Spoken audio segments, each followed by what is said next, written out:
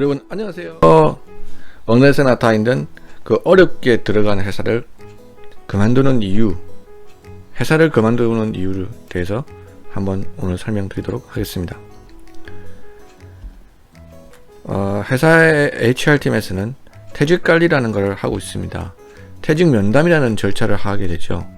퇴사하기 전에 반드시 퇴직면담을 합니다. 우리가 그 드라마 같은 데서 보면요, 그냥 본인이 그냥 사직서 같은 걸 써가지고 사직서를 던지는 게 나오는데요, 실제로 그렇지 않죠. 실제로 퇴사를 할 때는 회사에 정해진 사직서 양식이 있습니다. 근데 그 양식을 본인이 들고 있지 않아요. 그 양식은 인사팀이나 인사를 HR을 하는 팀에서 갖고 있죠. 함부로 주지 않죠. 그 양식에 맞춰서 써야 됩니다. 그런데 그 양식에 맞춰 쓰려면 반드시 HR팀에 와야 되는 거죠. HR팀에 면담을 한 뒤에 이제 그 확정됐을 때 그 양식을 받게 됩니다. 그래서 드라마랑 현실은 틀린 게 되겠고요. 그래서 반드시 HR팀에서는 퇴직 면담이라고 하는 절차를 하게 됩니다. 그게 바로 퇴직 관리인데요. 이 퇴직 관리를 더 큰 범위로 말씀드리면, 핵심 인재로 선정된 사람은 퇴직을 못하게 잡아야 되겠죠. 회사에서 큰 성과를 낼 수 있도록. 그래서 뭐 비금전적인 보상이나 금전적인 보상을 더 줄 수도 있는 이런 제도들을 하고는 있습니다. 뭐 그거는 별도로 치고요. 오늘 이야기할 부분은 이제 퇴직을 할 때 왜 퇴직을 하느냐, 이런 부분들입니다. 퇴직 면담을 통해서 왜 사람들이 자꾸 퇴직을 할까? 그러면 우리가 우리 회사에서 무엇을 개선해야 될지를, 이런 개선해야 될 점을 찾을 수가 있습니다. 그렇겠죠? 자, 그 파타고니아라는 그 회사가 있습니다. 미국에 있는 회사인데, 의류 회사인데, 이 회사에서는 퇴직 면담 시에 이런 질문을 한답니다. 입사할 때 기대사항은 무엇이었습니까? 근데 실제로 우리 회사에 입사를 해보니 기대사항과 무엇이 틀립니까? 그러면 우리 회사가 무엇을 고쳐야 되겠습니까? 이런 이야기를 주로 한답니다. 이런 것을 파악을 해서 회사에 고쳐야 될 점, 개선해야 될 점을 계속 개선하고 있어서 굉장히 퇴직률이 낮다고 합니다. 우리나라의 회사들이 좀 약한 부분들이, 이런 퇴직 관리들이 좀 약한데요. 외국계 회사를 좀 많이 보고 벤치마킹을 할 필요가 있을 것 같다고 생각됩니다. 왜 퇴직하는가? 뭐 여러 가지 이유가 많이 있습니다. 신문지상에도 많이 나오고 뉴스에도 많이 나오고 인터넷에도 많이 나오지만, 제 나름대로 그래도 요즘 세대들이 퇴사를 하는 이유를 좀 찾아봤을 때, 첫 번째는 직무 불만인 것 같습니다. 이런 얘기하는 걸 많이 들어봤습니다. 내가 생각했던 직무 내용과 틀리다. 내가 기대했던 역할과 틀리다.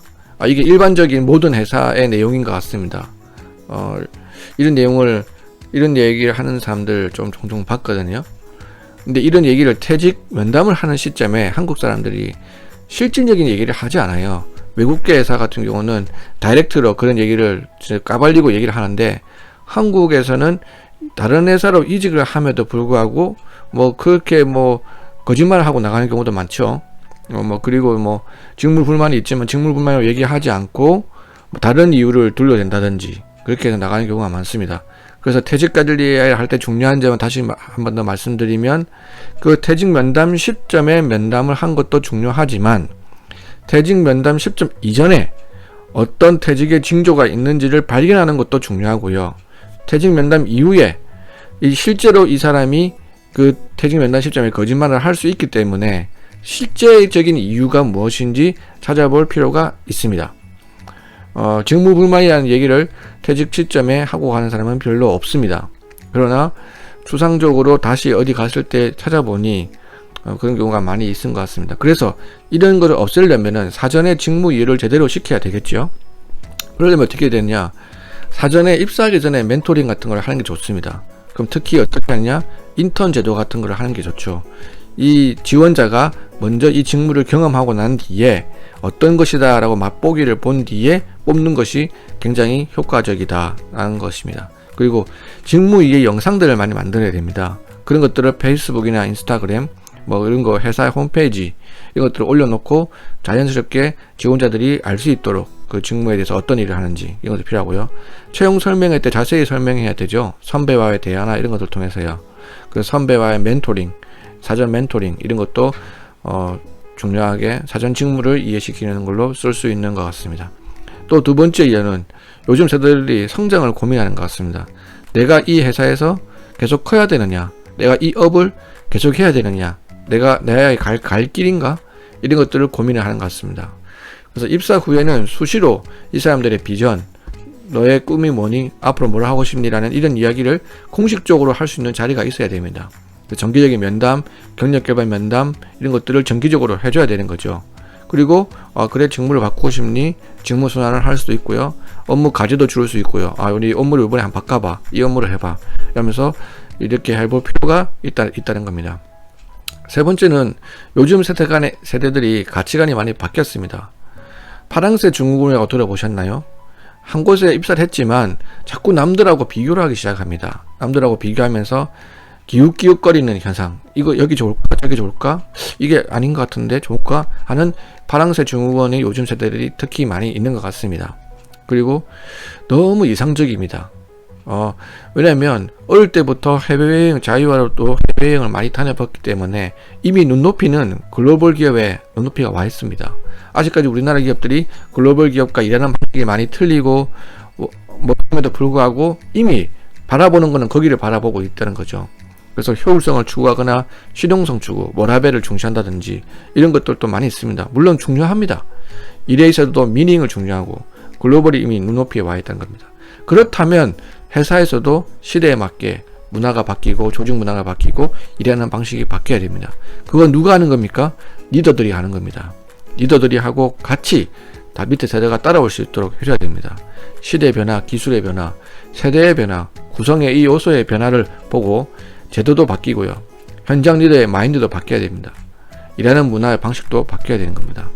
자, 그러면 너무 지금 리더들한테 책임을 많이 묻는 것 같죠? 요즘 세대들도 밀레니엄 세대나 Z세대들도 생각의 변화가 필요합니다. 그래서 요즘 세대들에게 필요한 이런 생각의 변화들을 위해서 제가 예시로 악마는 프라다를 입는다를 영화를 갖고 왔습니다. 이 영화를 잠깐 조금 중요한 부분 조금 보시고 이야기를 나누도록 하겠습니다. 자, 어떤 장면이냐면요, 여기 보시면 어떻게 합니까? 편집장한테 나 혼나서 너무 힘들다, 내가 이렇게 일을 한 거에 대해서는 이렇게 충천도 안 한다는 얘기를 하죠. 레이첼이 뭐라 합니까? 그게 원래 그 사람의 일이야. 네가 진짜 진짜 최선을 다해서 그걸 했다 생각하니? 진짜 너무 네 열정을 다해서 그 결과를 내기 위해서 다 했니? 넌 지금 징징대고 있는 거야 라고 이야기를 하죠. 그렇습니다. 리더가 해야 될 일은, 리더는 원래 그런 사람입니다. 성과를 내기 위해서 정해진 인원과 재원과 인원을 가지고 정해진 시간 내에 최고의 효과를 내기 위해서 노력하는 것입니다. 여기는 회사는 학교가 아닙니다. 가르쳐주는 곳이 아닙니다. 사실은 여러분은 신입사원으로 입사하면 일을 배우겠다는 마인드가 있지만 사실은 회사는 성과를 내는 곳이지 학교가 아닙니다. 먼저 와서 가르쳐주고자 하는 곳이 사실 많지 않을 겁니다. 제도적으로 그런 제도를 만들어 놨다 하더라도 여러분들이 먼저 물어봐야 됩니다. 먼저 물어보고 모르는 것은 먼저 가르쳐달라 인정하고 그렇게 나와야 됩니다. 적어도 2-3년을 해봐야 내 적성을 알 수 있지. 한 며칠 해보고 적성이 아닌 것 같아요, 여기 아닌 것 같아요, 한 일주일 해보고 여기 아닌 것 같아요, 이거는 아니라는 겁니다. 적어도 한 회사에 2-3년을 있어야지 내가 어느 정도 해봤다, 내가 결과물을 만들어 내보기까지 했다 라는 것을 생각해 보시기 바랍니다. 그리고 사람이나 조직에 충성하는 것이 절대 아닙니다. 내 일에 충성하는 것입니다. 조직에 충성하는 것이 아니라 내 일에 스스로 충성하시기 바랍니다. 자, 오늘의 팁은 여기까지 하도록 하겠습니다. 안녕.